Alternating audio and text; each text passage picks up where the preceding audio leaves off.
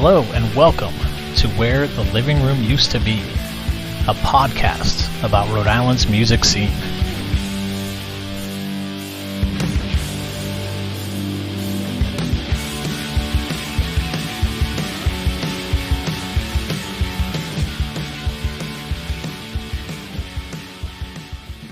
RI5 with Mopes.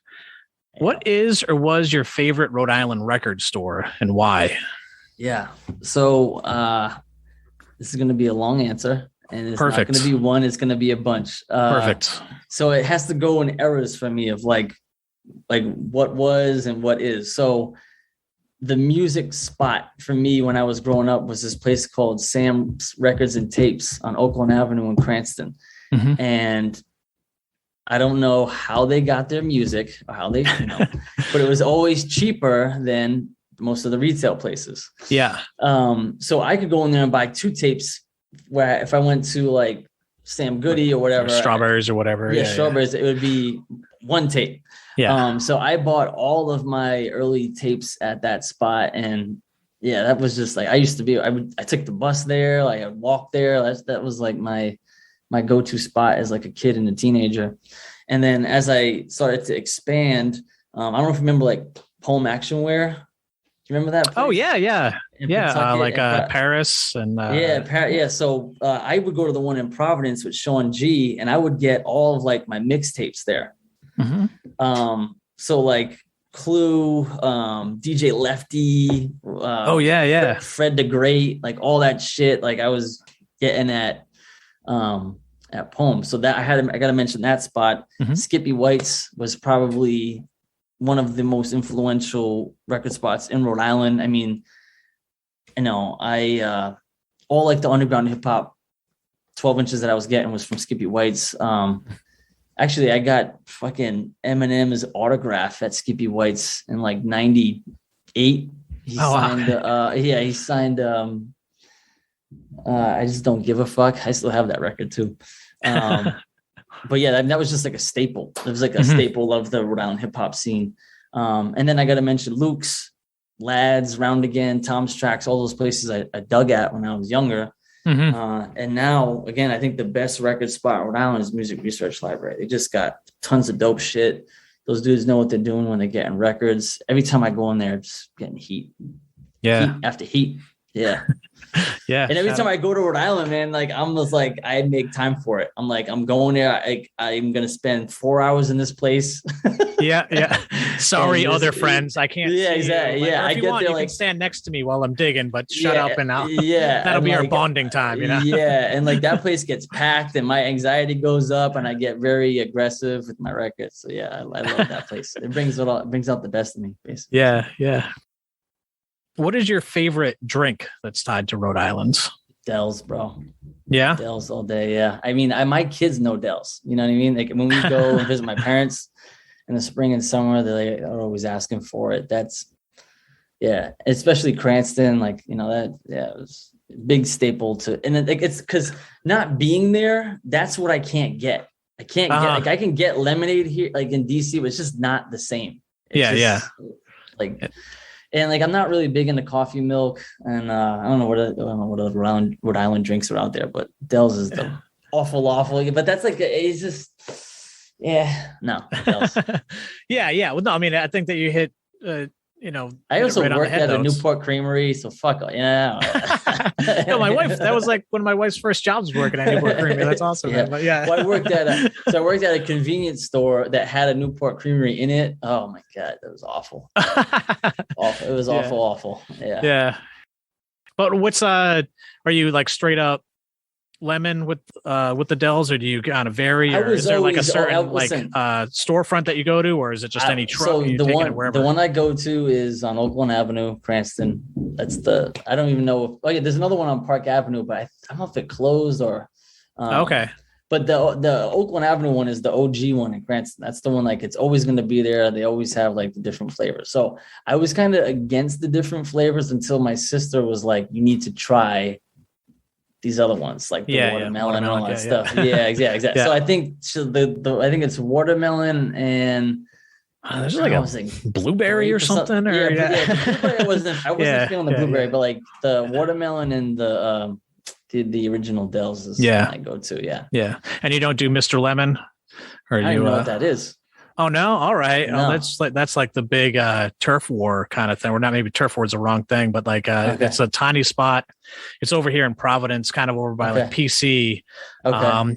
But yeah, they have frozen lemonade as well, and it's kind of like, you know, maybe more like Hatfield and McCoy's type stuff. Like there's the people that are like, I'm Mr. Lemon, and there's like the other Dells people. But I mean, I only know Dells. You know, I was thinking I'm not in Providence looking for frozen lemonade. No disrespect. So I'm looking for records. Yeah.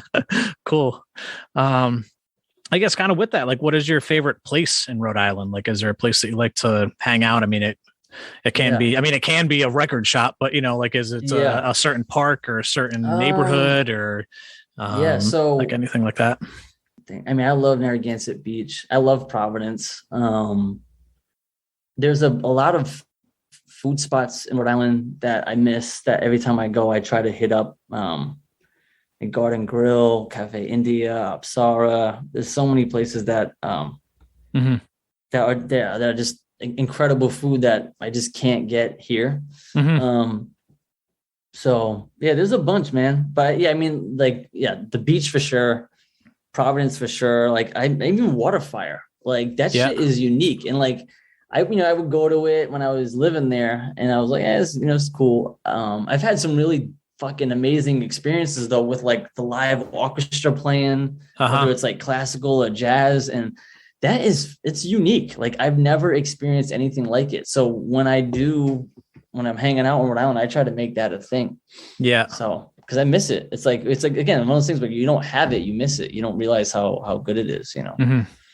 So and in Providence is changing. Like there's just like what is it near the Armory? Like that whole area is getting built the west side. up. So like I'm seeing all these new things. Like Plant City was a place that I checked out that was new. So it's still thriving. It's still growing. I'm still learning new stuff about the city. So I mean, and when I go to Rhode Island, I try to experience as much as I can of the things that I miss nostalgic wise. And then I try to experience some of the new stuff. And also with my kids too. Like I want my kids to experience some of the things that I experienced as a kid, you know? Yeah. No, it's definitely a good place to raise kids. So, next question for you is, what is your favorite Rhode Island pizza? I mean, this is a personal one. I'm going to say is Calvito's Red Pizza.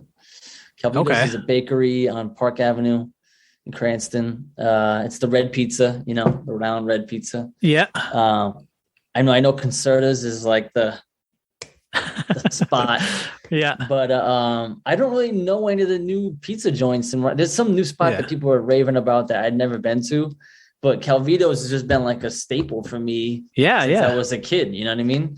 And I still go there. I take my kids there. So I have to go Calvito's. Yeah. No, but that's kind of what even kind of came to mind of talking about like raising kids. Like it's like just one thing that, I mean, I mention it like pretty much every time I bring this up, but like not being from Rhode Island, it's kind of a foreign thing, but like my kids have had probably more slices of, you know, bakery pizza or, you know, pizza strips, whatever you want to call it, like in their few years of life than I've had, you know, because it's just what they do, you know, like we walked to every party had that when I was growing. It's like you had quarter waters and fucking red pizza. That was my buddy Mark from Sharks from Cruising, who I played in a band with him. He actually had a party that was just a party pizza party, and where he went, like, had everyone kind of do like a potluck of like, bring your neighborhood party pizza and we're going to try them all out. And it is, I mean, it's pretty interesting because like, even though it's just this, you know, it's they just have their own style to them. And every bakery has their own style to it. So it's just kind of cool, you know. But we walk up to D. Louise Bakery is one that we really dig up here in Chalkstone. But it's just a cool, unique Rhode Island thing. But nice. And actually, I'll buy that and spinach pies, and I'll bring that shit back. Nice. Because again, I can't get it here. It's definitely hard to reproduce, like there is something about like I have to go to Philly. Philly probably has something similar because they have a huge Italian pop there. Some like maybe Baltimore, but not in DC. Yeah. But I don't know anyone that's ever like made it at home. It's not like a type of like, because it's also not that expensive. Yeah, you know exactly. I mean? So it's like, well, I'm gonna make some party pizza. It's like, what are you talking about? Just walk 5 minutes down the street. Like go buy it. It's like $1 for a pan of it. You know? Yeah. But there's not a whole lot of homemade party pizza. No, I've actually never had homemade party pizza. Yeah. Because the bits like it's fresh from the bakery again. Like why break a good thing? Just let that. Yeah. Cool.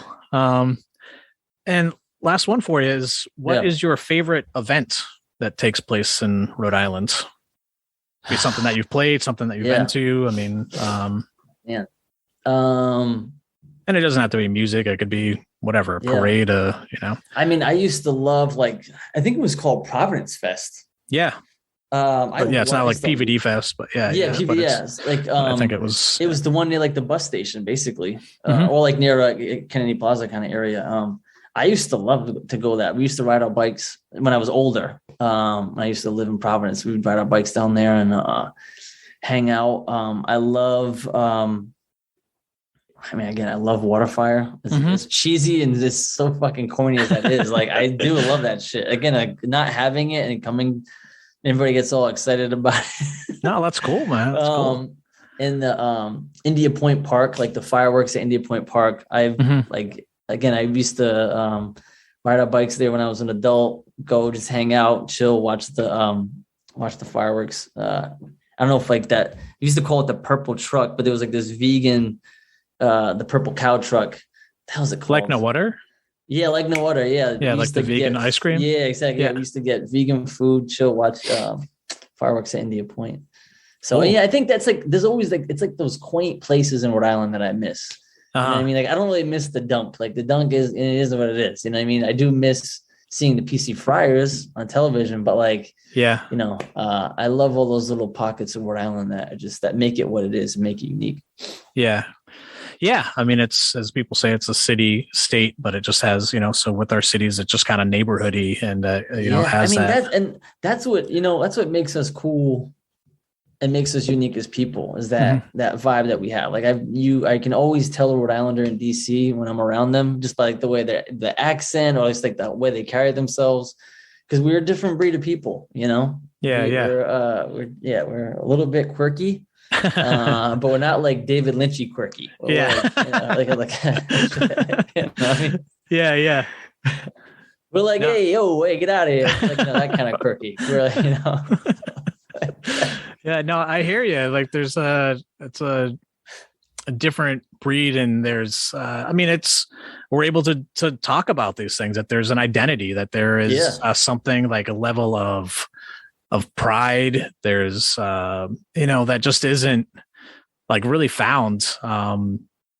At least I've been able to travel. I've played shows all around the country and have met tons of people. And yeah, I mean, people are like happy where they're from, but there's like another level where, again, I can do this whole segment about Rhode Island 5, and there's, everyone has a different answer for their favorite pizza and they have a reason. There's a backstory. There's like all this other stuff where I'll be like, hey, I went to whatever, somewhere in the middle of the country. Like, I don't know. I walked down the street. It's where pizza was. I don't know. Like, it's like ingrained in who we are, and we got our own style, man. So I mean, that's why I always consider myself a Rhode Island artist, is because it's like I live in DC, but I know who I am and where I come from, so it's important to me.